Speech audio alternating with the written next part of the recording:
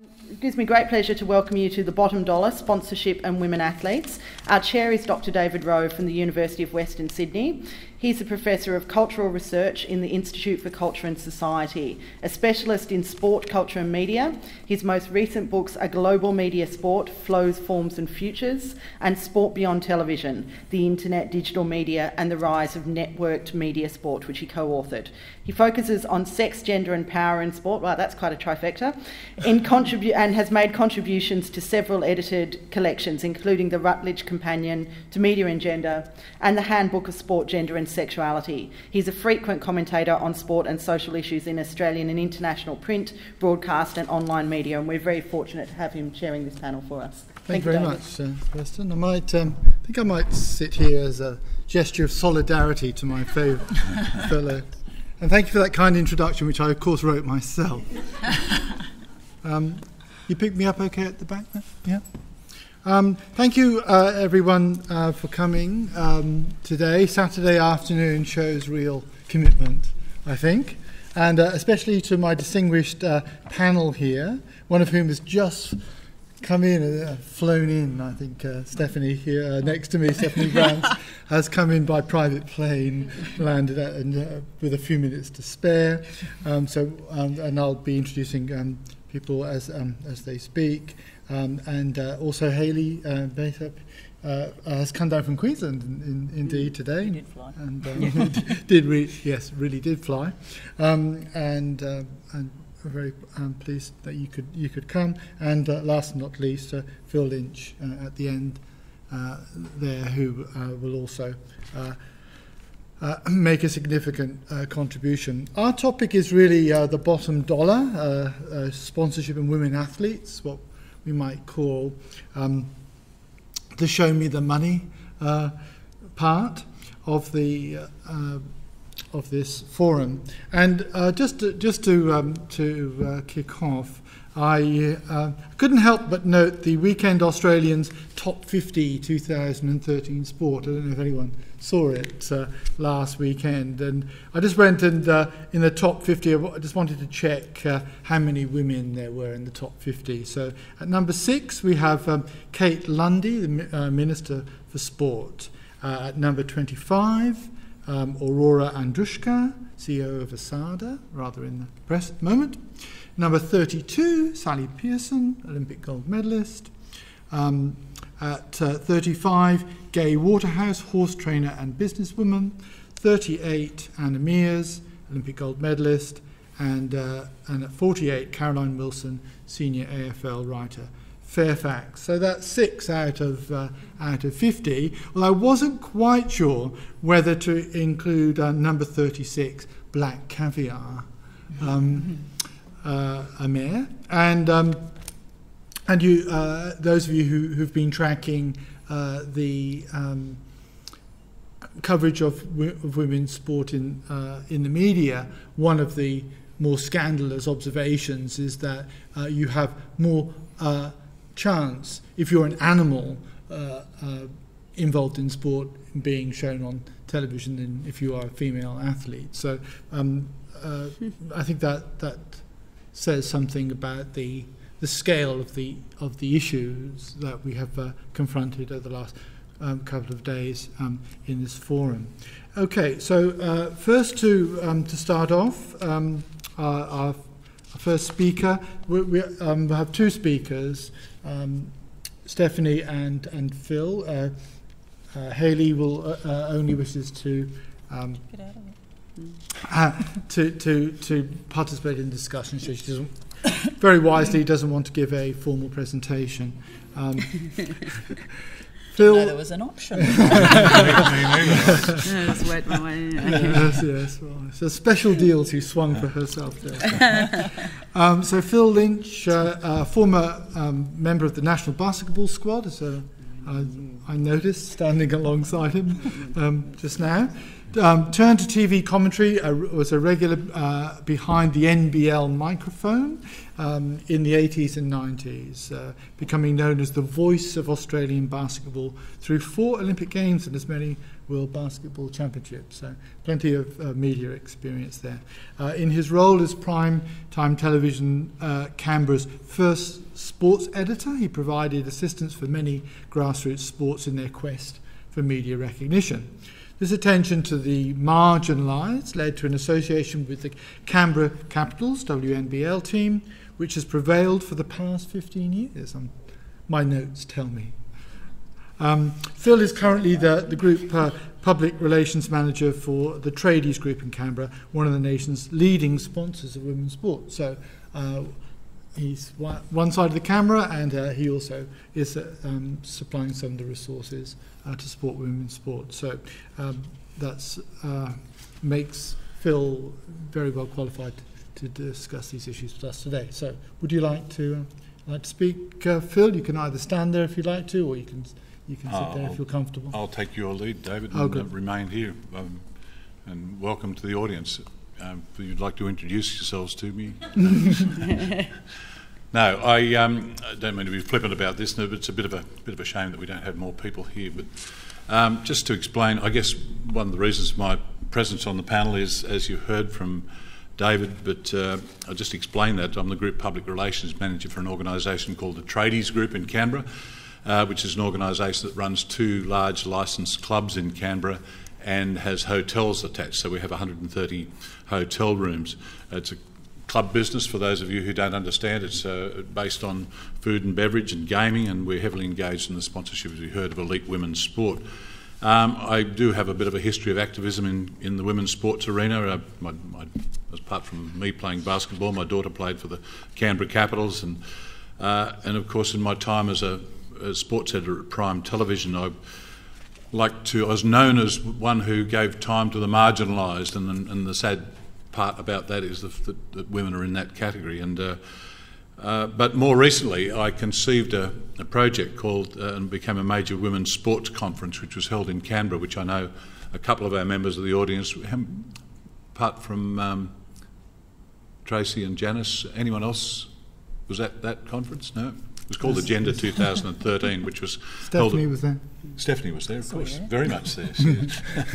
But it was a conference designed to try and find a better pathway for elite women's sport. And what it did was examine some of the things that make elite women's sport what it is in Canberra. And at the risk of boring some of those of you who were there, I will repeat some of the things that were examined.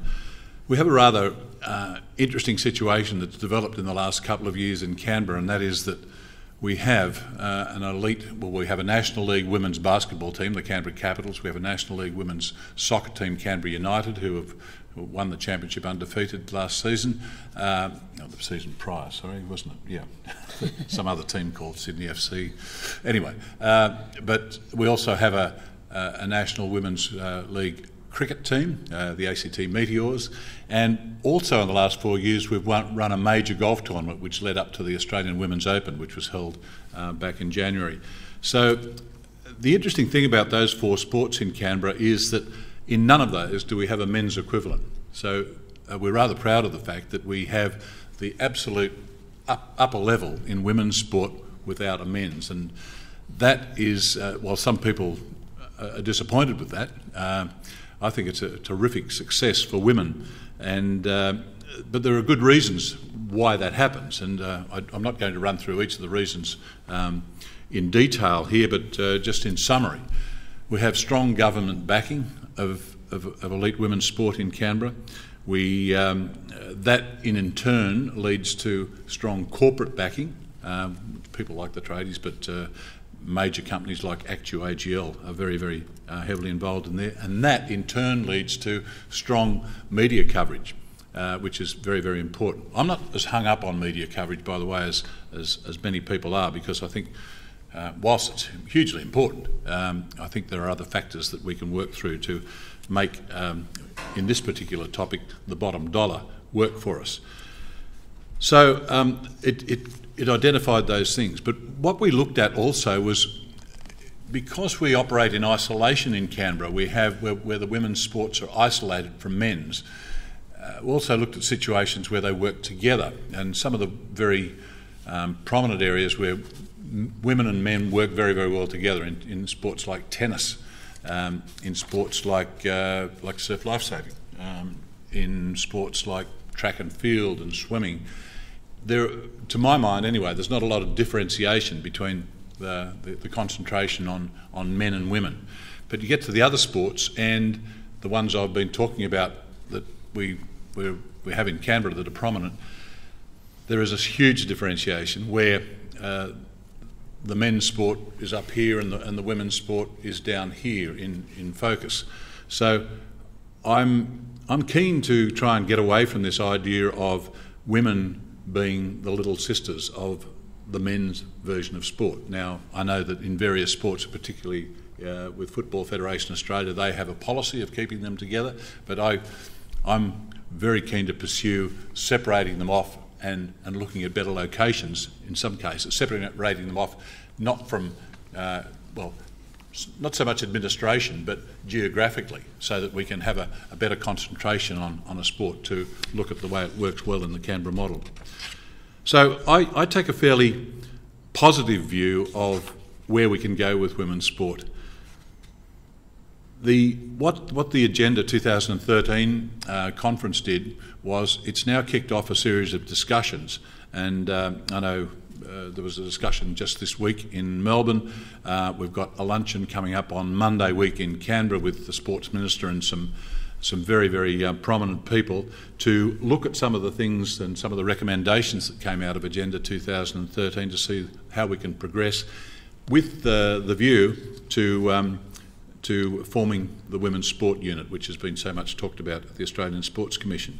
So I just think the timing has never been better. I think we're in a great position to do something very, very positive. I mean, we have this... we have women taking up prominent positions well, we've got a female Prime Minister and a female Governor-General, we've got a female Sports Minister, and we've got women in increasing numbers, and I know people criticise the lack of women on boards and all that sort of thing, but you look at the Gail Kellys that coming up that are in Westpac, and we've got Macquarie Bank look like their next boss is going to be a female. So they're taking up these positions.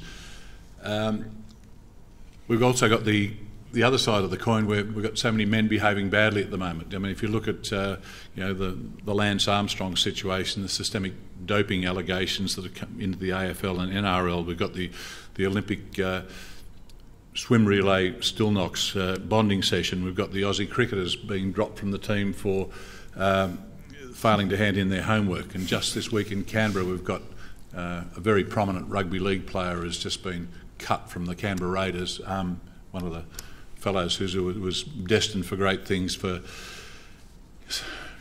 You've probably seen the story, sent a picture on Instagram of himself having a drinking session on a rooftop. Crazy, and he's been cut from the Canberra Raiders. So all of these things are happening. And we don't see many women doing that sort of thing. I don't see women with Alco Pops and flipping the bird to the media from on top of a roof. So I think the situation has never been better. I mean, my organisation has had a very blokey image. I mean, the history of the tradies group, it's been built by the CFMEU, a construction union, and it came out of the Building Workers Industrial Union. And it has its 50th anniversary next year, and one of the things we've worked towards over the last year or so is to change that blokey image. A couple of years ago, it was the major sponsor of the Canberra Raiders. That decision was taken, okay, get out of the Canberra Raiders sponsorship and spread the sponsorship dollar much more broadly, and in particular to female sport. That's been done to give us a better image, to get rid of the blokey image, to see our organisation as a place where women can come and be female friendly. It's a refreshing sort of look at the way things are being done in women's sport. And we've spread those dollars now across grassroots sport in Canberra. It's not all going to women, but in addition to the sports I was talking about, we sponsor the three major National League teams, but netball, ACT, as well as women in cycling and a whole raft of other women's sports. So we're trying to spread the dollar across women's sport as much as possible. I just want to go on too long, No, but just on the media scene, I think, again, on this theme of the time has never been better, I think the way the media is shaping up at the moment, I think the timing has never been better, because we've got this state of flux going on with mainstream media, where we have newspapers which are becoming daily newspapers becoming less and less relevant. You see the size of them are coming down to just a couple of sheets because of the advertising dollars heading on to online advertising now. Journalists losing their jobs all over the place. They're operating with fewer and fewer journalists. Generation Y is no longer getting their news from mainstream media. They're not reading the paper every day. They're not watching the 6 o'clock news. They're not getting their news from on the hour on radio. They get it from other places. So there's a whole change going on there, and the movement towards social media, and it's a space that, and I know, David, you work a lot in this area, but there's a great opportunity for women to take a greater control of that particular space and influence the media in a way that they've never been able to do before. So I won't go on any further. I'm looking forward to getting into the Q&A side of this things, but that's where I sit. Good, thank you very much for that, Phil. Optimistic presentation, which and I think part of what we've been trying to do here is temper our pessimism, and which occasionally seems to take hold. But I mean, I think that there are promising signs as well, and that's, I think, part of what we're going to be discussing in this session, which is how sponsorship in women's sport might be increased. Just before I turn to Stephanie, it did strike me during the discussion yesterday about the relationship between sport and art, and Kirsten pointed out that one of the issues that this event and exhibition Provenance had is with corporate sponsorship, and whether that might be a problem, seemingly, that it's difficult to attract sponsorship to women's sports and events of this kind, not just to women's sports, but to events of this kind discussing the state of women's sport. And it occurred to me that that's rather familiar to conferences on art that I've been to, where in many cases you want to talk about aesthetics, representation, technique, style, art movements, etc. But what you end up talking about is funding. And so we come to conferences, and we often, we want to talk about women's sport, and we want to talk about women's sports achievements and so on, and excitement and accomplishments and techniques and so on. But we end up talking about funding. And I think that's important clearly because without a solid financial base, economic base, then there is no opportunity really to develop, certainly at the professional level, any kind of sport. So that's something that perhaps we might put our collective brains to today, thinking of ways in which that sponsorship can be attracted, quality sponsorship to women's sport. So next I'd like to turn to Stephanie Browns, so next to me here. Television presenter, very well known, I'm sure, to everyone. Currently working for ABC Television, public service broadcast medium. She started her broadcasting career with SBS Television, another public service broadcasting medium, in 1999, and finished there in 2006 as host of the Toyota World Sport and on the presentation team for the FIFA 2006 World Cup, the first in how many years was it? 34 years or something that Australia was represented. She moved to Channel 9, presented sport on the late lamented Sunday programme, reported on the Ashes summer, one of the ones that Australia lost. 5-0 clean sweep to Australia. The last one we won. Could you say those sweet words again for me there, You Stephanie? won't hear them for a while. And hosted the NBL highlight show, as well as presenting sport for Nightline and the Sydney 6 o'clock news. In 2009, Stephanie worked with ESPN and Fox Sports before taking a role at ABC Television as the face of summer sport. In the last 12 months... Oh, Lord, this goes forever. We've got lots of time. Carry on. Sorry, I don't wish to embarrass you anymore, but I will. In the last 12 months, at the national broadcaster, she's hosted the W League, WNBL, Champions Trophy Hockey, Women's Golf, Women's Cricket, the London Paralympics, as well as the Australian of the Year, and the Dawn Service from Gallipoli. Stephanie is an ambassador for AIEF, who support Indigenous education, and is the family ambassador for IGEA. She also hosts events for the Sports Hydrant, including the Sportswomen's Ball, held annually in Canberra. Gosh, what a portfolio. What a CV. Exhausted. That's why I was late. So you only have, after all that, you have only 3 minutes to speak. I was told I had between 5 and 15. I've put it on the side of 5, David. You'll be pleased to hear. Can I add my welcome to all of you? And yes, the reason that I was tight for time was actually I was taking my own woman in sport who's only 11 and can't drive herself to sport, which, of course, as those of you with kids will be aware, it's always on the other side of Sydney to where you want to be. However, it's great to be here with you. David's just bored you with my career, so you're aware of my background, primarily in sports media, and I'm of course no expert on gender studies or on how the corporate dollar is spent in Australia, but I can share with you my experience on the disparity of media coverage and dollars between men's and women's sport. Quite an interesting list there, David, that you read before with the 6 women and 1 mayor on it. It's certainly not the money list. They're by no means the richest people in Australian sport, and I thought we'd actually have a quick look at how sport has progressed, perhaps starting with internationally. And much of my work has been in football or soccer, probably still to many of you. And to illustrate the progression, I'm going to steal a couple of quotes from the past here. Back in the 1970s, Brian Glanville, he was the Dean of English football writers, he said, "Seeing women play football is like seeing a dog walking on its hind legs. It's not done well, but it's surprising to see it done at all," when England had just beaten Scotland. A little later, the same sport, the very famous Brian Clough said, "I like my women to be feminine, not sliding into tackles and covered in mud."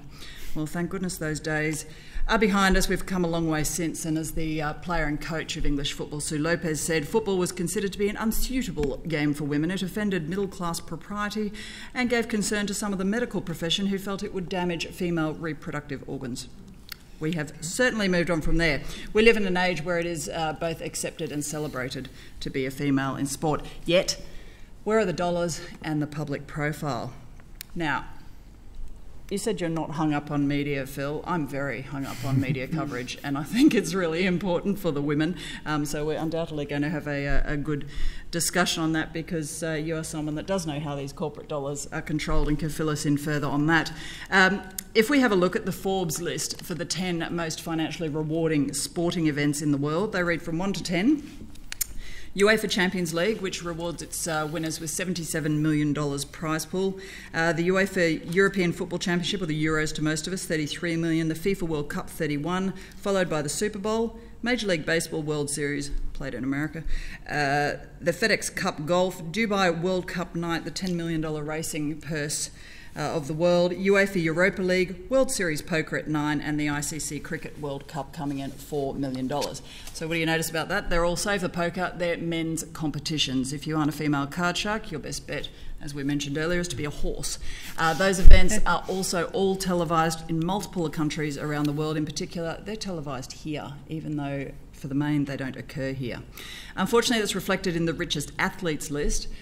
Floyd Mayweather, the boxer, tops the highest paid athletes on $85 million, followed by Manny Pacquiao on $62. As a boxing comparison, the best female boxer, ranked number 1 in the world, is Southpaw Holly Holm from New Mexico, America. I bet you're all really familiar with Holly. Tiger Woods is in third, $59.5 million, $55 of which he gets from Nike. Golf comparison, number 1 is Yani Seng. Her career earnings are $9 million. And unless you're a golf enthusiast, it's unlikely that you'll be very familiar with Yanni's career. Fourth place on that list was LeBron James of the NBA, $53 million. He gets $40 million in endorsements. And in fifth, Roger Federer, $52.3 million. So for a tennis comparison, you find the first female. She comes in at number 26, Maria Sharapova, on $27.9 million, 22 of those in endorsements. So if you go to the female athletes list, Maria, of course, tops that list with Caroline Wozniacki in second, and it's a pretty distant second, 12.5 mil. Third is Danica Patrick, the race car driver, on 12. Number 7 is China's Kim Yuna. All heard of her?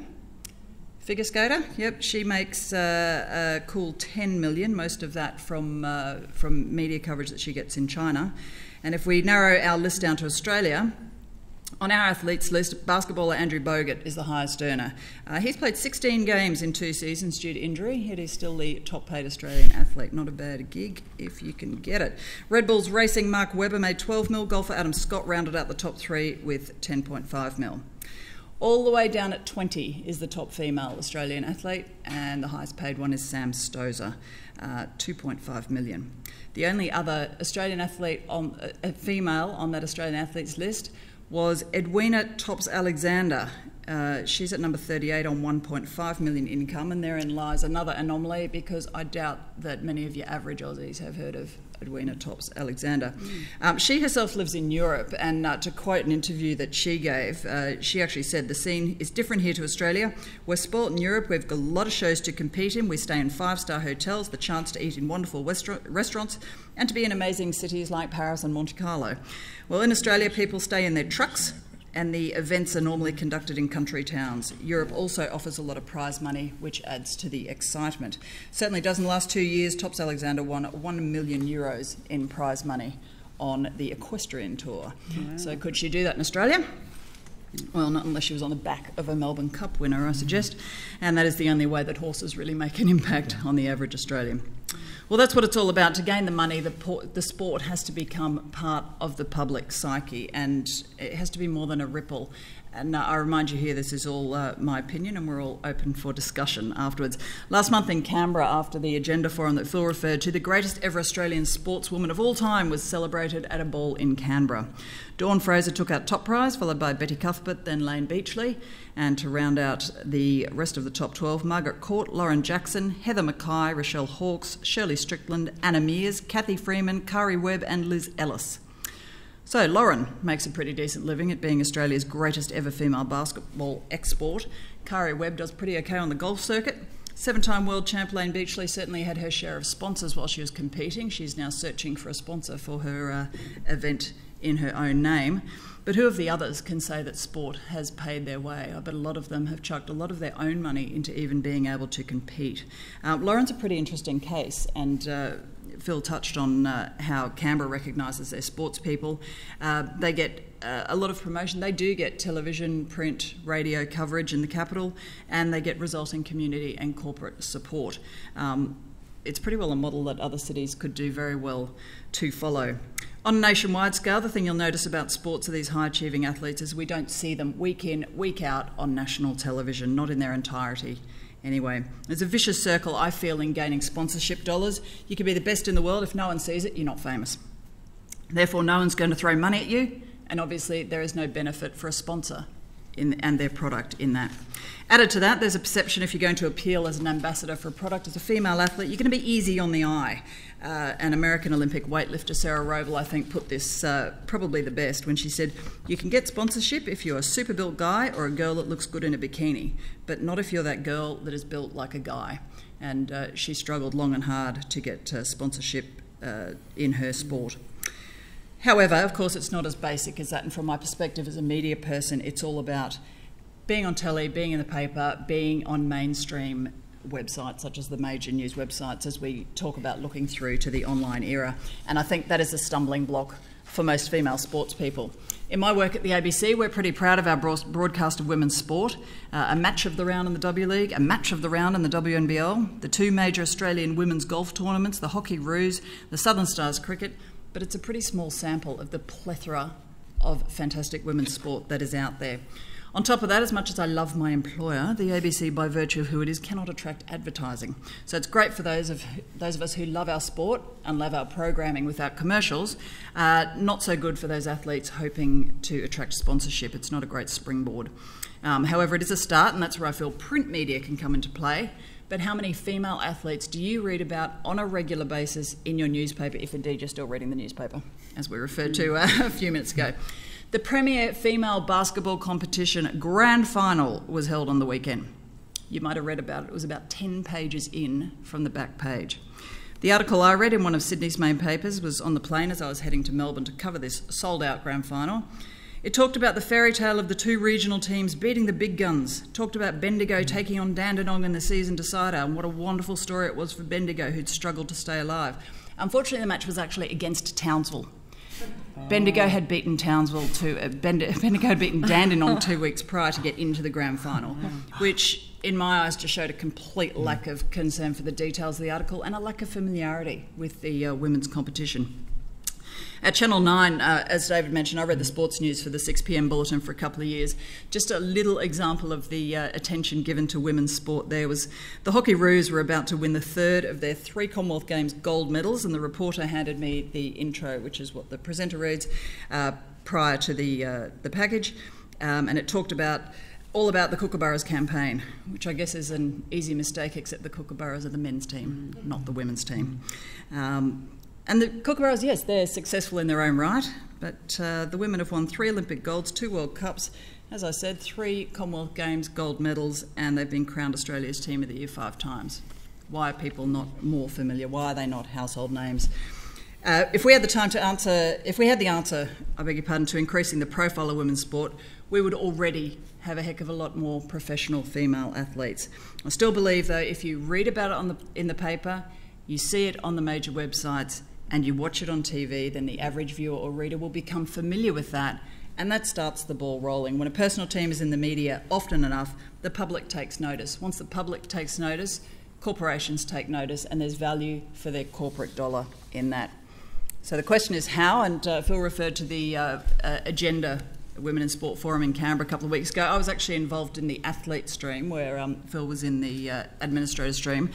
We brainstormed a couple of ideas to answer that question, and one suggestion that I think done appropriately could possibly have legs, and that was the idea that there would be a dedicated page in each city's newspaper or on each main news website that would carry only women's sports news.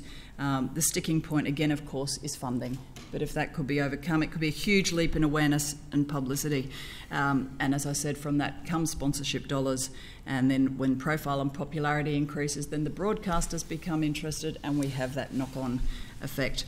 And what I think another thing Phil touched on is the beautiful thing about women's sport, that in the main, if you exclude the Chinese swimmers, the athletes are clean, they're dedicated, and they do it for the love of it, because to be honest, after listening to me, do you reckon any of them are in it for the money? I can assure you that I haven't met one that's doing it to be rich. So increasing that awareness and celebrating how wonderful our women are. I find it completely baffling that, say, the Opals, the Australia's national women's basketball team, they're ranked 2nd in the world in the FIBA rankings. The men are ranked 10, yet apart from Lauren Jackson, how many people could name the Opals team?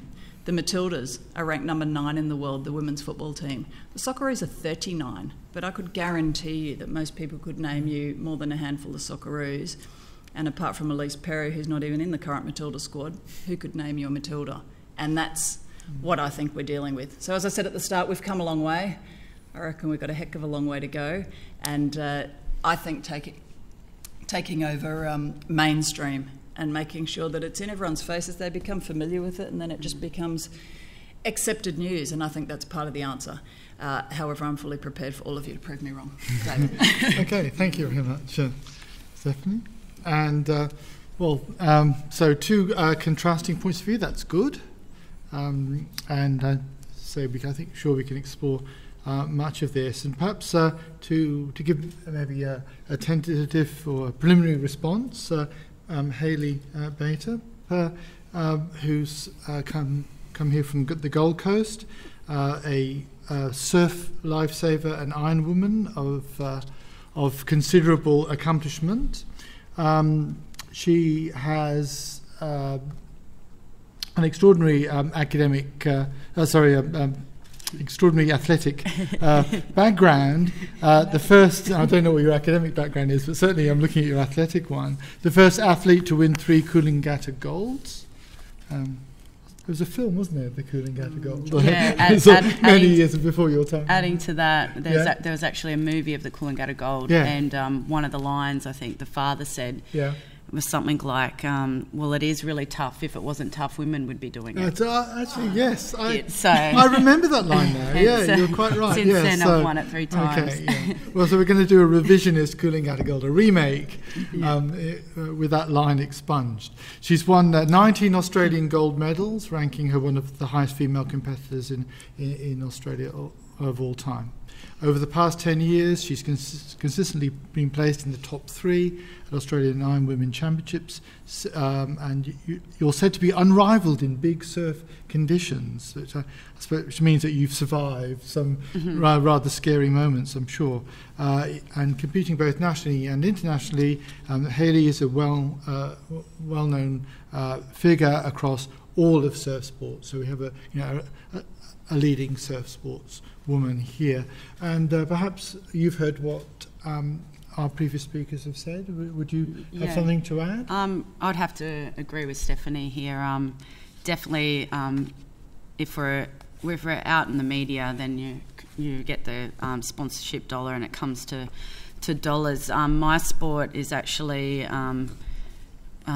it's in the media a lot on the Gold Coast. So I mean, the Gold Coast is very small, but within that, everybody knows the top Iron women as well as the Iron men. So, within our sport, I think we do pretty well. But surf lifesaving for women has definitely come a long way. Years ago, women weren't even allowed to join surf clubs and do their bronze. Then it came to a stage that women could actually cook for the men. So that's the only time they're allowed to come to the surf club. So, it's definitely come a long way. Then it got to when I first became a professional Iron woman, the women didn't do the ski league. And then they brought in the ski league, and it was like, the women can't do that. And then the surf would be big, we'll have to pull the ski league out. Now the women are very strong on the ski as well, because you have to have a lot of strength to be able to, paddle a 19-foot ski in the ocean. So, and also back then, when I was 16, 17, I got on the professional series. The women were paid half of what the men were paid. But now the women make, other than the Coolangatta Gold, the women make exactly the same money in prize money, even though the men's races are longer. So we've definitely come a long way. Also, what you were saying about easy on the eye, men can just be good at sport and they can still make money from it. Women, if you're, sorry to say, if you're ugly, you're not going to make money out of it because people don't want to read about you, and it's I don't know why it's like that, but it's just the way it is. Okay, well, thank you. Thanks for that immediate response. So we've got a range of perspectives that people have put. I mean, if maybe Phil, you'd like to respond to some of the comments there. Okay. I guess a key issue here, and as you have already noted, there are probably three of us who really do think that the media play an enormously important role. I know that you're not saying the media aren't important, but you see some other areas that you think we should foreground. So perhaps you could just. I was thinking I'm going to have to qualify this comment, and I think I'm glad that it's become a little bit of a point of attention, because what I'm saying is that I've been hearing for so many years we can't get sponsorship because we're not front and centre in the media, and I understand that, and I sympathise, and I think we should do everything possible to rectify that situation. But instead of sitting and waiting for the media to recognise us, to get sponsorship, let's do something to get sponsorship instead of just sitting around and waiting. That's why I'm saying I'm not hung up on the lack of media coverage. I think we can move in other directions whilst taking action. Now, as I say, I'm bullish about where things are headed at the moment. And even in media circles, like I was saying, that we've got the changing media situation. But in addition to that, I'll throw in another couple of things.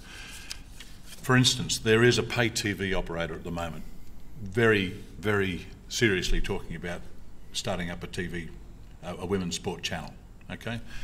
Out of the agenda conference, one of the really telling comments in the administration area, we had the sports editor of the Canberra Times there, and he was pointing out that with the change in media now, with newspapers going online, they are now get much better feedback on their stories than they ever did. I mean, you know, I think there's a great example a few weeks ago, and I don't know if you've followed the Ben Barber story in rugby league, where this, you know, the face of rugby league for 2013 suddenly came out and was found to be having all sorts of problems with gambling and marriage breakdown and all sorts of things, and is off to seek rehabilitation, and suddenly the NRL season launch was thrown into disarray.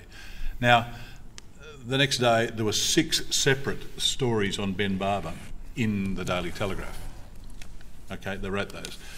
But what the Daily Telegraph didn't know from the print edition is how many people read those stories. But what they do know now from the online edition is how many people read the online stories.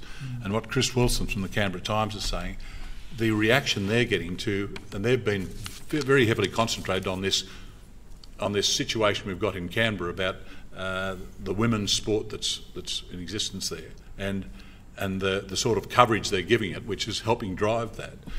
They get feedback directly from their online edition as to how many people are actually reading the women's stories, and they're buoyed by that. They know that there is mileage in women's sport. So we're seeing that sort of thing. So that's why I say I'm bullish about all this, because we are getting that sort of movement now. But getting back to my comment, why I'm not so hung up on just the media side of things, because there are other ways of attacking sponsors. Now, I'm at the front and centre of sponsorship with my organisation. We get the glossy brochures that everybody hands out, and they're important, and it's important to present well. But it's not the be-all and end-all. It's about what you can, not what your sponsor can do for you, but to get the old JFK line, what you can do for your sponsor. And what we look at, and there is not one instance I know in the sponsorship deals that we've looked at as to how much TV time do you get, how many pictures do you get in the newspaper. We don't look at that at all. We look first and foremost at what we can get from that team, or what we can get from that association. And it's not all about that. It's not what we can get necessarily in dollars and cents. It's what we can get by an association. What does that do to our image in the city? But it's also about dollars and cents in the fact that we run a hotel accommodation business. We run a licensed club organisation that runs functions and dinners and meetings and all of those sorts of things that drive business through our door. Okay, I'll give you an example. The North East Australian Football League, which is the league level right below the AFL that teams in Canberra play in. We are a major sponsor of that. One of the great payoffs of that is they bring in probably 8 to 10 teams a year with a party of 40. So there's, say 10, 40, there's 400 room nights in our hotel. So we can do a straight calculation and say, okay, what's that worth to us versus what we pay to them? And we can do these calculations in a lot of... That has absolutely nothing to do with how many times they appear in the media. That's why I'm saying it's not all about, and I'm not so hung up on, the media side of things. So are their rooms free when they come to town? No. So what's in it for them then? What's in it for them? We pay sponsorship dollars to them, okay? So to them as a team? And as a league. As a league. We're the major sponsor of the league. Okay. The NEFL. I won't tell you how many dollars, but but we pay. We give them a cheque annually, and in return for that, they come in and they book 400 room nights. But on top of that, we have They have pre-game meals, they have their breakfast the next morning after their game, the umpires hold their meetings and then they eat at the club afterwards, all of those things. So it drives a lot of business through our club. So we look at the business side of that. And that's where, I was having the same discussion the other day at the golf actually in Canberra. I was sitting next to a woman from a major real estate company, and you were at the golf, so you'd probably be able to work out who the sponsors were. And we were talking about exactly this, and the possibility of women being sponsored by this, women's sport being sponsored by this real estate company. They were already in the golf, but they were looking at further opportunities. So what's in it for them? What do real estate companies exist on? They exist on listings. They want to list your property. Okay, so if you're, say, a cricket team, say you were the Australian women's cricket team and you wanted to be sponsored by XYZ real estate company, you have got a group of people within your sphere, and if you can provide 50 listings a year for this real estate company, those listings probably go out at an average of about $8,000. That's $400,000 that real estate company of new business that they can get from. Now, in return for that, they might put $100,000 into sponsorship. So it's about being targeted as well. Where does it work for you? So that's why it's a long way around about qualifying my comment about media, but it's not all about media. So just if I could just pursue that a little further. So I agree. I'm sure that there are instances where eyeballs, as they now describe audiences, aren't the be-all and end-all. Would it be fair to say though that this would apply to relatively small sponsorships? Because, for example, both Stephanie and I were recently in a recent Australian Associated Press interview, in which we were saying it's a story, and we were being fairly pessimistic, I suppose. But there was also some of the other commentators who are in the industry, if you like, who kind of took our position, who essentially said eyeballs are the key thing. Now, it just occurs to me that it might be that eyeballs are the key thing, the key factor for really big sponsorships, ones that will sustain whole sports. Yep. And so on. Whereas the more targeted, less media-dependent ones tend to be smaller and aren't going to sustain the sport in the way that obviously the large ones do. Well, okay, take a small sport like, say, softball. Anyone from softball here? Am I offending anyone by calling softball a small sport? No. They're small as far as the eyeballs go, but they are a large number of people. I know in Canberra, for instance, we've probably got, I think, 2,000 members of the ACT Softball Association. And I don't know what that equates to nationally, but all of those people are consumers.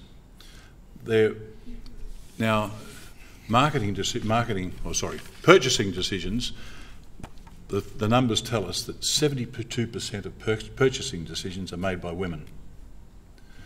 And one of the sole reasons that a company like Actu-AGL in Canberra, which is a large energy supplier, supplies electricity, water, gas generally, one of the principal things that drives their sponsorship of sport is the fact that 72% of decisions to buy their product are made by women. Now, so all you've got to have is a base number of people. 52% of the population is women. Of the rest, when I'm saying that those 52% are making 72% of the purchasing decisions, so you can channel any purchasing decisions through that way, and you can do a calculation on what that's worth to you.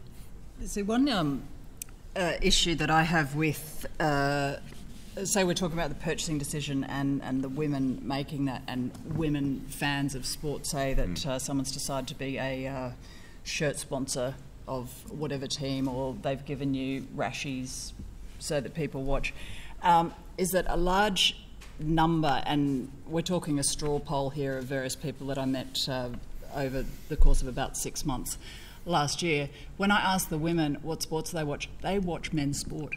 They're not even watching women's sport. They're not interested in watching women's sport. The idols they grew up with were men's sport. And therefore, if I was an advertiser looking to attract women's eyeballs, would my dollars not then go to a men's sport? And I hate it, but I think there's a reality about that. Great to see you people here. Where are the men? Where are the men that work in the media? Do you know what I mean? I love the fact that I know the pay TV network you're referring to about having a women's channel. Fantastic news. But is that preaching to the converted? If you're going to flick onto that, are you already a fan of women's sport? I don't know. It's the websites, and I work with a lot of women, particularly in the football domain or the soccer domain, who write the women's game and sport for women and those sorts of websites. They're fantastic websites, and if you want information on women in sport, that's where you go. But who's going there? Women who are interested in women's sport, and I write for the FFA website on women's football, and yeah, you get hits with people reading it. People don't engage in much conversation at all because women's sport isn't particularly controversial. And what disturbs me the most about the events that you're referring to recently about the drugs in sport and that sort of thing is doesn't make, for some reason, watching or advertising men's sport any less attractive. Like, why is that? People are still going to watch. In fact, it increases their media coverage. And it's this catch-22. I mean, if I had the answer, we wouldn't be sitting here. Well, I said in the interview with AAP that a bit that hit the cutting room floor, I thought was rather good, was that there was more coverage of the disciplining of 4 male Australian cricketers in the media than there was coverage of the women's cricket team winning the World Cup, it seemed to me. Yeah. And there's something out of kilter there. Call me old-fashioned. That's the media. That's the media. I mean, let me give you an example of something away from sport. The huge news this week about the jobs figures in Australia. We had the highest increase in job numbers in 11 years. Okay, didn't really make a big splash in the news. The last time I heard the best big rise, what the media wrote was that Ford plans to put off 300 at Geelong. It didn't go with the 5,000 jobs created. It was the 300 who were going to lose. But because that's the way the media... It's the bad news will always come before the good. You know, the old... And you've been in the media, Stephanie, you know, if it bleeds, it leads. So you've got to get the worst stories up front. And that will always be the case. We're not going to change that. I mean, I agree to some degree in the media in general, not necessarily in sport. That I think, you know, if you win a major sports competition, that you're going to get more coverage than a bad news story. But perhaps we should just turn to Hayley for the moment. I mean, from your position, say within surf sports, I mean, how do you see this? You know, from on the ground, so to speak. Just what we were talking about then. I think if any of the women in the sport did something like that, it wouldn't be in the media because no one would know about it. That's really, so those things are probably happening, but we just don't hear about it. Oh, we heard about Candice Falzon in the loo with Sonny Bill. Yeah, but that's because of Sonny Bill. And then exactly. Can I draw your attention to a story which I was really heartened, a women's sports story. The drama over Elise Perry, whether she, when Canberra United said, okay, you've got to make your decision whether you're going to play cricket or football, okay, and she obviously chose that she wanted to play both, and Canberra said, well, you can't do that with us, okay. That made both front and back pages of the Sydney Morning Herald, which I thought was absolutely fantastic. Now, not so much from Heather Reid's point of view in Canberra, because it wasn't handled particularly well, and Heather knows that. But, I mean, it didn't make her look all that great. But here was a story that I thought people were genuinely interested in on women's sport. and it covered two. It covered cricket and football. And Even better. yeah, just on that note, a friend of mine who works for the telly had rung me for some contacts of people that might know Elise. And I said, oh, fantastic. We're, a big story. And he said, she's beautiful and she's talented. What more could the telly want? Yeah. And I went, oh. So you're talking to the Telegraph again. I'm sorry, I wasn't referring to it over the paper. No, but that's something. And Elise is fantastic. I did a story on her a couple of weeks ago, and my first question to her was, how do you afford to play sport? Thinking, she is possibly, would you put her up there as one of Australia's best-known female athletes? And she said, very understanding parents who let me live at home without bills. And she has 6 sponsors, so they pay for stuff. Yep. But they're not paying her way. And I just wonder if we had a dual international in a men's competition. And I know it's not about making comparisons, but it's like, why does Elise not generate massive amounts of money? A lot of them are team sponsorships as well. But, she's a perfect example. In fact, I've told her often that she's the girl I'd love to hate because she's beautiful, she's academically gifted, she's athletically gifted, and she is possibly the nicest person I've ever met. And you think, do you have any flaws? She says she can't sing and can't dance. So I always thought she was just the perfect girl next door because I don't know, I won't get into the beautiful side of things, but I think she's a good-looking girl, but if you're a boy and she lived next door, you can play cricket with her, you can play football with her. Yeah, and she did. She had to growing up. And she's the perfect girl next door. Yeah. I would put her in the girl next door category. Yeah. And this is where I think when we talk about women having to be attractive to gain sponsorship, as we mentioned earlier, it certainly helps. But why aren't all successful female athletes that look great, why haven't sponsors jumped on board? You're hot, you're the best in your field. Why are you not living the life of Riley on the Gold Coast with a have you got a waterfront mansion? No, okay, But just checking. But you can pick examples where that works. My parents. Maybe perhaps Hayley could, perhaps you could just tell us a little, about your own experiences with sponsorship, both in your sport in general or in particular. I think as Iron Women go, I've got some good sponsors, and I was the first female to be paid by a surf club, and actually I was the first person, male or female, to be paid by a surf club. So that was Kurrawa. So I went on a 5-year contract with them. Now I've just signed for a 3-year contract with Mermaid Beach. So years ago, you never got paid by your surf clubs, and your surf clubs got pokies in Queensland. They're rich, so why we're racing for them? Why wouldn't they be paying their athletes? So, I actually am lucky that I am paid by them. But I know a lot of the other Iron Women, a lot of the time they'd be going, why does Hayley get this and why does Hayley get that? But I've worked really hard from a young age.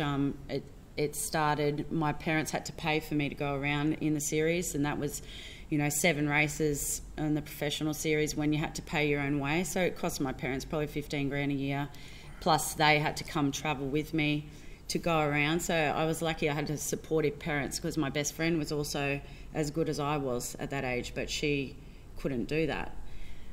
So then as I continued with the sport, I worked really hard with the social media. I do, Instagram, Twitter, Facebook, constantly, in building up my profile. And so my profile's quite high on the Gold Coast, which then, I make sure I go to all the events and things like that, because it just brings your profile up. So then when you go to sponsors, they actually know who you are. And so it's a lot easier for them to get you the dollars. And I've had some, I've got some good sponsors that have stuck by me as well, because I've worked well with the sponsors, like what you've said. Just explain that a little bit more. Yeah, so I've just lost Volkswagen Australia now, but in saying that, I was with them for 7 years, and the first contract was only for 1 year. Then it continued right through for 7 years. But when it ended, the guy in charge said, we were supposed to end it with you 5 years ago. but they didn't, because I was doing so much extra for them, and they just kept me on, where they were actually angling more at teams like the Swans and, you know, bigger teams and things like that. But because I did so well with them, that they actually kept me on. So, you know, I've lost that sponsorship now, but because my brand, Hayley Bader, is connected with Volkswagen, straight away I just rang Gold Coast Volkswagen and said, hey, they don't want to, you know, sponsor me anymore. Are you keen? They're like, yeah. So drove that car in and drove out another Volkswagen. So, yeah, so, you know, but it's been a lot of hard work. You know, a lot of the girls in my sport say, oh, how did you get invited to this and invited to that? And then sometimes, you know, say Jupiter's Casino, I say, oh, can you bring any other Iron Women? And I'll ring them up and I'll say, hey, can you come and do this golf day with blah, blah, blah? Oh, I've got physio, or oh, I've got to go to ski training. You know, when I get asked those things, I ring up the physio, can I change my appointment? Okay, I've got ski training that afternoon. Okay, I'm going to train on my own today. Yeah. You know, there's things that you have to do in order, you know, to get to these events and things, because it makes a major difference. And I think that the more famous you are, then you end up getting better sponsorship. And I know that within my sport, you know, I'm probably in the top 5 paid men and women, you know, and that's out of the 40 in the professional series. So can you live off your sport? Yes. Yeah. And how many women in your sport can do that? Maybe one other. Yeah. And with the guys, there's probably about 5 or 6, maybe. Yeah. Okay. There's an interesting point that came out of the athlete stream of that forum, and I don't know what actually, if that was even discussed with the administrators, was that of the athletes, and we had athletes from quite a variety of fields, and we were asking them who can live off their sport alone, and not one of them there could. Lane Beachley was there, but she's obviously now retired. But the others said no, and it cost them upwards of $15,000, $20,000, $25,000, $30,000 a year to do that. Adding that to Lane Beachley, when she was in her heyday, she didn't make much money. No, she had sponsors, so she got stuff. Yeah, it was really bad. When I became an Iron Woman was really good in those days with the cereal wars, you know, the Kellogg's against Uncle Toby's. So the dollars were actually really good then. All the top Iron Women were driving around in sponsored cars, and I was thinking that, you know, that's what I want to be. I could have gone along to do either kind of running, triathlon, or surfing, or Iron Woman. I picked Iron Woman because I just saw it as, you know, the better sport. And now look where surfing is with Steph Gilmore. The kind of money she makes, you know, I make nowhere near that kind of money. And in fact, what was interesting about something else Lane said when we were discussing, sorry, am I taking over? Was that I'd like to go to the audience. When we were asking them who was happy with the coverage that their sport got, as far as the female side of it, Lane was the only one that said, I don't have an issue with how much coverage surfing gets. She said, we get plenty, and the girls get as much as the guys. But she was the only one. Yeah. So, and that's now. So I think it is getting better, like where my sport was back in the 50s or whatever. You know, it's coming along, and I think too that the women have to support the women more. And I think we've got a lot of men that do follow our sport, but majority of women do follow men's sport. And you know, I don't go to a lot of women events either. I do with the surfing and stuff, and I guess, you know, I should do more of it myself and support women. We all should. Okay, well, on that confessional note, I think we'll. I'd like to allow a decent amount of time for some comments and questions from the audience. There's some very articulate people out there, so Tracy. Just in the interest of not having another Denmark moment, Kim Yunna, the great figure skater, is from South Korea. Oh, beg your pardon, China, sorry. See? Not famous, see? She did that on purpose, just to see if anyone was checking listening. you had your iPad on track. It's her sister Lee from China. Yeah, of course. Yeah, so Lee Na won the French Open a couple of years ago as the great Chinese athlete. And in the first year after winning the French Open title, She got 7 multi-million-dollar sponsorships from international companies like Mercedes, Visa, Nike, etc., etc. So it is possible, and it's an interesting kind of cultural comparison that Kim Yuna in South Korea, Li Na in China are held in the same regard as their highest paid male athletes. There's actually no distinction. With the Chinese swimmers having that drug slur is a little unfair, because the only Chinese swimmers that won gold medals were actually Chinese swimmers that live and train on the Gold Coast with Australian coaches and live in Australian camps with Australian swimmers. So if the Chinese are on drugs, so are ours. That's probably going a step too far. So the cultural issues there, if companies like Mercedes and Visa can sponsor female champions in these other countries, why is it not happening here? And is it something that is wider than sport? Does it indeed come back to this cultural distinction where we still see men at the top and women as something lesser, which doesn't happen in Asian societies? Well, that's an excellent question. Would a member of the panel like to respond? I don't know China as well as you do, Tracy. I know you've spent a decent amount of time in Asia, but I go to Korea annually to commentate a golf tournament in the LPGA, and one of the things that I've noticed there in particular, and I know Korea is different, and they produce half of the world's leading women golfers. But if you watch the audience, I don't know what the TV audience is like, but if you watch the audience on the golf course, it's about 90% male to 10% women who are actually watching the tournament at the course. And the male audience is out watching the ones who are there on sponsor invites that have come from other countries who just happen to be white and happen to have long legs and can't play golf, rather than watching the really good players who are generally the Koreans themselves. So it's difficult to say what will work in one culture, why can't that transfer to another, because they're all so different, I think.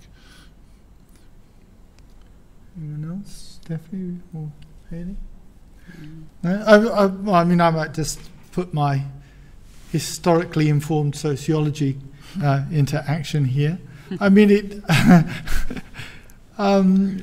could be that we would have to confront that the legacy of the formation of Australia as a very male-dominated society in which sport seemed to occupy a particularly high-profile place in defining what it means to be a man, where men could congregate under what I would call homosocial conditions, where men could get together. I certainly found this. I've been living in Australia now for 30 years and nearly, and slightly more than 30 years actually. When I came here, I did notice high levels of segregation between the sexes, barbecues, and even some of the pubs. The first place I'd ever been to where I was accompanying a woman who was excluded from a bar was in Australia. It never happened to me before. And I did notice, I think it's weakening, but it's still, it's persisting. There's a legacy of it, the idea of separate spheres, and that sport being a male domain, quite hard for women to break into. Therefore, perhaps sponsors are making a kind of judgment that sport, if you want to sponsor something to appeal to women, you don't use sport as a vehicle for it, because it's still coded masculine. I don't want to overstate that point, but I see enough evidence of it to suggest that we have not escaped that kind of foundational, very patriarchal colonial history. I disagree. Really? I've been just my experience, and Steph, your experience. You're talking to that group of women before. You're saying, and they prefer to watch male sport. If you ask that question in Canberra, you won't get that same answer. the two major sponsors of women's sport in Canberra are ActuAGL, the energy supplier, and the Tradies Group. And so, and they concentrate on women's sport. They're the two largest sponsors of all sport in Canberra, and they concentrate on women's sport. So, which is entirely different to what you're saying. But Canberra is not Australia, I guess. No, no, but what I'm saying is that's why I'm... Despite what many people in the federal parliament believe. And I agree it's different. It's sociologically different. Yeah, we don't have the blue-collar content in Canberra. There are more people with tertiary education in Canberra, all of those sorts of things. So it's sociologically different. But I think you can find places like that within other cities. I mean, Canberra's not... this one place that is totally different to anywhere else. You can go to various places within Sydney and look at pockets of Sydney that are very, very similar to Canberra. You can go to Melbourne and do the same thing. You can go to Adelaide and do the same thing. So it's not...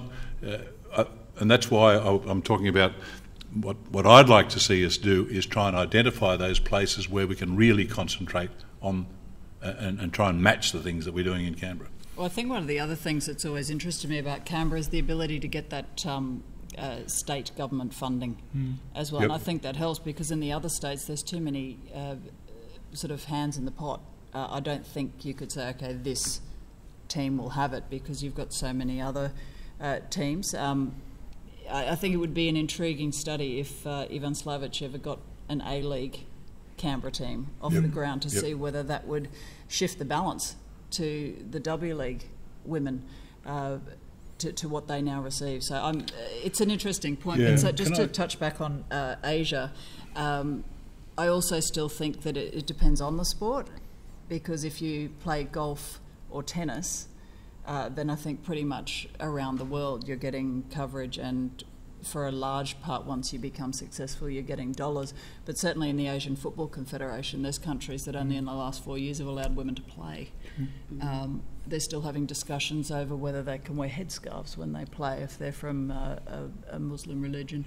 So I think there's still a ways to go in some of the other sports, but certainly and I've noticed that in the golf tour, they view their golfers very, very highly.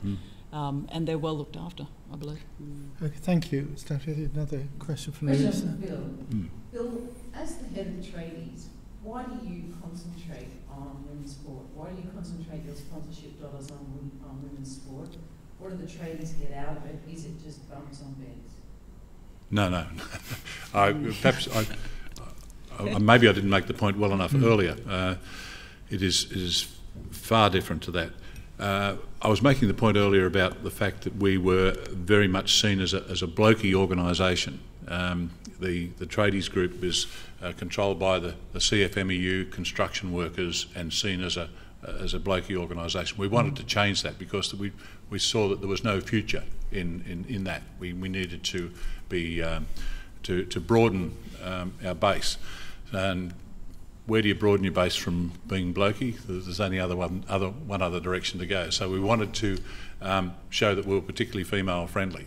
So we're doing that through sport, but we also did it through other things. When we spent $18 million on refurbishing the building, we changed it from blokes type bars to rather nice cocktail type experiences and that sort of thing to make the place look much more female friendly. But to create this sort of feeling within the community outside, it's important that we embrace women, and we're doing that through sport.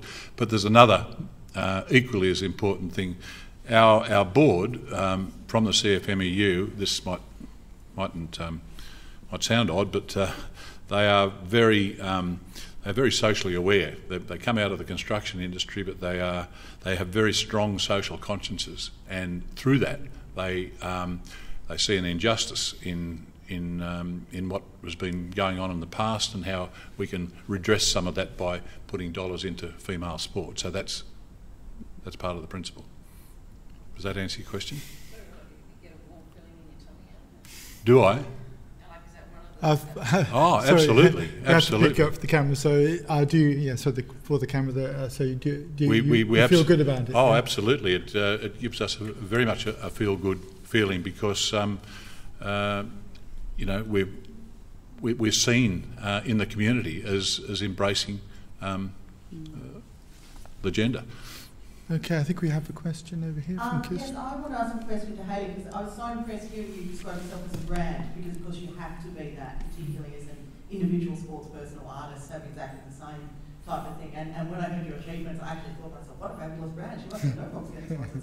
But when you are a brand and you recognise that, it's your brand management therefore becomes critical, and who you associate with is really critical as well. Do you find that you've had sponsorship offers that you've just gone, no, that's not for me? Or have you been in that climate where you've thought, part of my brand is making sure that my sponsor alignment is going to be right as well?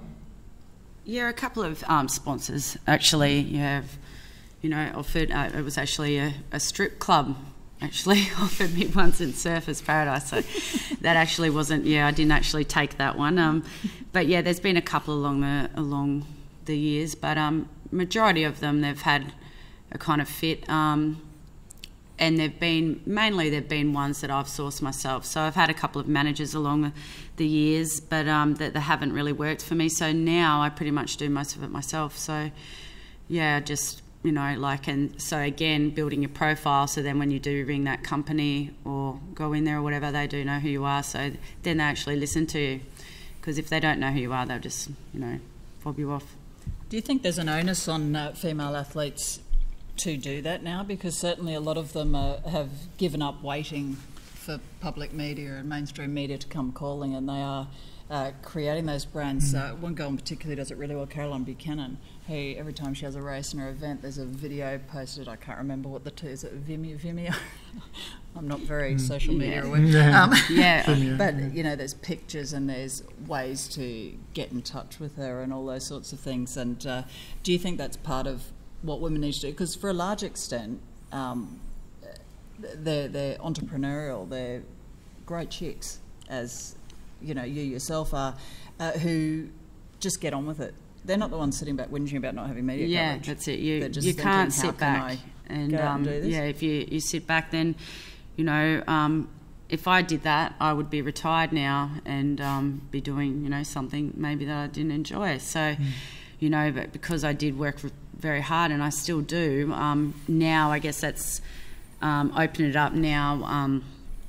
For me, I've started a business that I started in May, and it's Hayley Badup's Body Blitz. And straight away, I wanted to get between 20 and 30 people sign up for the first 10 weeks, and I launched it, and I got 45 people that started. So now every 10 weeks, now got 50 in this group. So that is because I built my profile up. So then people now want to train with me. So that from working very hard with building my profile now, that's kind of getting me into something that connects me still with my sport and that I love, and it keeps going.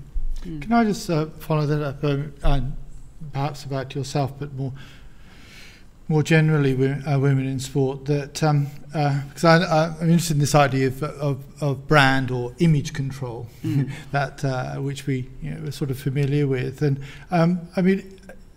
is there sometimes pressure in the sense that the female athlete becomes the creation of her sponsor? That somehow the brand that is created, they may not necessarily feel is the real them, or but it's their kind of public, and maybe they're part of their face that is quite lucrative, but they may not really think it's them, but they're happy to perform to that image. Yeah, well, I know mine is very much me, so I'm not real sure. How about do you know of other sportswomen who've had to deal with this problem? Well, I'll dress that way, I'll present myself that way. It's not really me, but the sponsors are. I haven't been in any contact with anyone like that. No, but I'm sure there would be people out there for sure that are saying you have to be this certain way or whatever. But yeah, I guess for me, within my sport, I'm the only girl in there with the short hair. Everyone else has got long hair, and they all wear a cap, and that. So I like it that I'm a bit different to everybody else. So then I stand out, and people know who I am. But this is one of Phil's, as I recall, one of your rules of thumb, isn't it? stand out from the crowd, be different if you want to get sponsorship. Yeah, and there is, you know, with all the social media now, there's no reason why all the other women in sport should be on all of it. It is very time consuming, but yeah, you just got to constantly be doing it and be in people's faces, because I think that's what you have to do. Can I just pick up on this point Steph was addressing before about the government situation in Canberra, and I think it's a very, very important one. If I could just explain, the women's sport and sport generally has pretty strong local government backing in Canberra, and what you've got to remember in Canberra is in the ACT we only have two tiers of government. We have the federal government, we have the territory government, whereas in other places you have three with local council, state government and federal government. So the territory government is a very strong backer of sport through a couple of areas, and one is they have a national teams fund. So they have a budgeted amount where money goes to teams like Canberra United and the Canberra Capitals, but it goes in much larger chunks to teams like the Canberra Raiders and the ACT Brumbies. And in just this year, the Canberra Capitals have gone up into a new tier in that. So for the first time, women are up there in that sort of, not in the same stratosphere that the Raiders and the Brumbies are, but they're certainly up at a reasonable level. So that's one thing that they do, and that's done with ratepayers' dollars, and taxes. But the other thing that they do, and particularly in women's sport, is in the licensed club industry, there is a levy on poker machine earnings. So 8% of poker machine profits. I'm not sure what it is in other states. Are you aware? Well, there is an 8% levy on poker machine profits in the ACT that is legislated to go to community contributions. And for community contributions, you can read a lot of cases sport. A lot of the clubs, there are certain areas that you can contribute to. And give you an example, say an organisation like ours, I'm only giving you broad figures here, but say there's $1 million in poker machine profits, 800,000 goes to the community, being the 8%. So, 10 million. Where did I go to? But say it's 800,000. Forget my maths just for the moment. It's Saturday, but so with the women's situation. You've got to give that 800,000, but with women you're given an extra credit.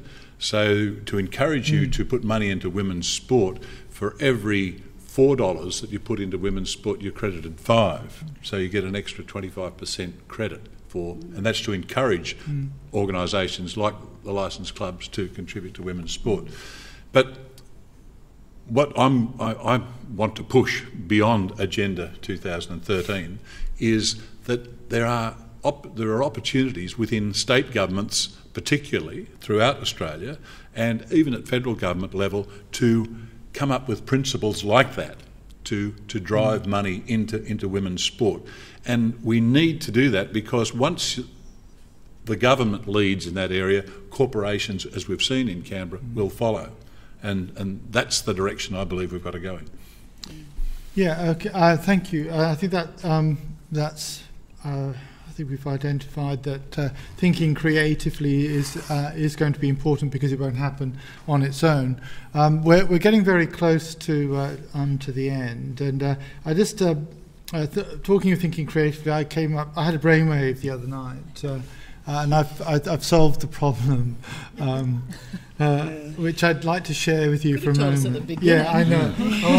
I wanted to hold back, but just tell me what you think about this. So, my idea is that gambling sponsorship should be banned for all male sport, but permitted in female sport. Now, this would cause a problem, I'm sure, of corruption, match fixing, performance-enhancing drug taking, and sportswomen would become so rich that they would then start behaving very badly. But it would solve their economic problem. Yeah. How about that? Yeah. Very good. It just came to me late last night.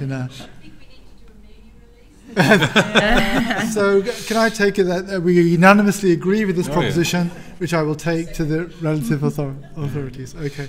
Well, I'm sorry, yes, but to finish on that slightly strange note, but I'd just like to thank the people in the audience, small but perfectly formed, who have stayed with us, and also in particular for our panel.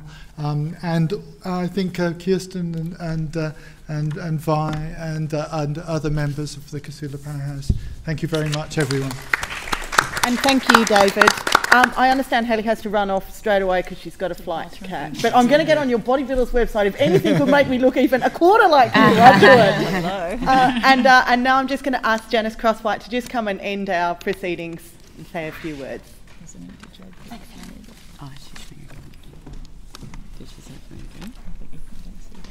Thank you, and thank you everyone. And on behalf of the Australian Women's Sport and Recreation Association, I know you've got to go.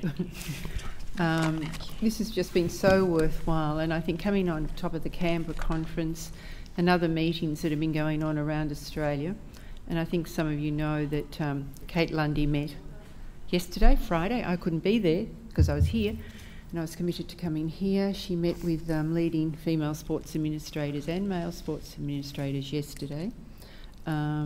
Sydney, I think, is next week. Canberra's the week after. So things are really going to start to happen, and part of that is what Aura's been doing. And for the last 6 months, we've been working very hard on producing our charter, we've called it, for active Australian women. And the Minister for Sport was very impressed with this. And we know this is a federal election year, and so part of our advocacy work is getting out to the pollies and taking forward things like that Canberra model, which isn't in this document, but I found out about that when I was in Canberra. And that is something that I think we need to spread the word about. And I love the idea of the gambling. I don't really support a whole lot of gambling on sport because all the problems that come with that. But I mean, if that's the sort of thing we can float and fly around and draw attention to, because I think we do need to be imaginative, creative and controversial at times because you know, the whole issues with the Australian Crime Commission investigation into drug taking, etc. There's no women mentioned at all in that. There's no women's leagues mentioned. All that publicity that's going on, how can we transfer some of that to women's sport? That would be another breakthrough for us. But what I'd like to do today is actually launch this here today and be able to sort of announce that we've done this. It's being circulated around Australia. And while I was in Canberra, I took all my boxes to the Minister's office at Parliament House, and she is sending this around Parliament House. I took other boxes to the Australian Sports Commission for it to go out to our national sporting organisations. And we've looked at the 4 headings, and the headings that we've been discussing, like leadership, and suggesting, we've got 20 solutions here, like with leadership. Board selection processes must be improved with greater transparency in regard to advertising positions, selection criteria, time frames and accountability for gender diversity. Another one, the ASC, that's the Australian Sports Commission, must report the progress of gender diversity of NSO boards and senior staffing in their annual report. You should look at the annual report, that's an interesting read, and create an incentive for NSO boards to change. And I met Thursday morning with the new chair of the Australian Sports Commission. We talked about some of these things, and I believe that there will be set a 40% target. The word is not quotas. He's talking about using the word target, and this is in line with what the government has set out for government agencies and statutory bodies, so that the sports industry will start to move and match what's happening in business and in government. Under things like addressing barriers to girls' and women's participation, we should introduce something like, well, the words we've got here, improve accountability of NSOs to increase female participation through the development of a scorecard demonstrating resource ratios between men and women's sport in the media, funding, promotion and branding. And it'd be very nice to look at, say, men and women's sport, say like in Basketball Australia, Football Federation Australia, Hockey Australia, how much money actually goes to growing both sides of those sports. We've never seen that data and we don't know what it is, but I think we should see it. You know, when do our, except for FFA, when does, and I guess I know basketball the most, when does Basketball Australia sell its TV rights for the WNBL packaged with the NBL? And yet we don't want to lose the ABC coverage because that's been a great success story for the WNBL. But where is that marketed and put out together in the marketplace? So I think there's lots of things that can happen when we look at that funding and we get the data of how NSOs actually spend their money across catering to girls and women, men and boys. Increasing media coverage. We suggest here acknowledge and reward media outlets that provide good media coverage for sport, for women's sport and non-traditional male and female sport. This will help grow the number of sporting spectators from its current base and provide sporting organisations with the opportunity to increase their fan base and corresponding revenue streams. And very strongly we also say support and develop non-traditional media coverage as key streams for promoting women's sport to ensure the trend towards online and self-broadcasting opportunities, which we are doing here today, and this is entrenched as women's sports avenues to greater funding. So we've got 20, and I've just read out a couple of them because we haven't got time to go through them, but there's a few of these left. A whole box was supposed to be delivered here on Friday, and sorry, it didn't arrive, so I've only got a few that I brought in my suitcase. And on the back we've got some suggestions of what people can do to make a difference to support women's sport. So I'm very pleased on behalf of our organisation, our communications committee that put this together at no cost. This was all done pro bono through our networks in our organisation, because as a National Women's Sport Peak Advocacy Group, we get no government funding. And our equivalent groups, and I like to tell people like John Wiley and Kate Lundy, in the UK, after the success of the London Olympics, and so much of their success was seen with so many women winning their gold medals, their Women's Sport and Fitness Foundation, which is our equivalent, its funding raised from £800,000 per annum from Sport England to £2.2 million per annum. Our equivalent body in Canada, CAUSE, Canadian Association for the Advancement of Women in Sport, they get $500,000 a year to look after female sport initiatives. So I think we've done a great job. Get this out. It hasn't cost anyone any money except our supporters. And interestingly, the printer is in Canberra. And who Phil knows well. Yeah.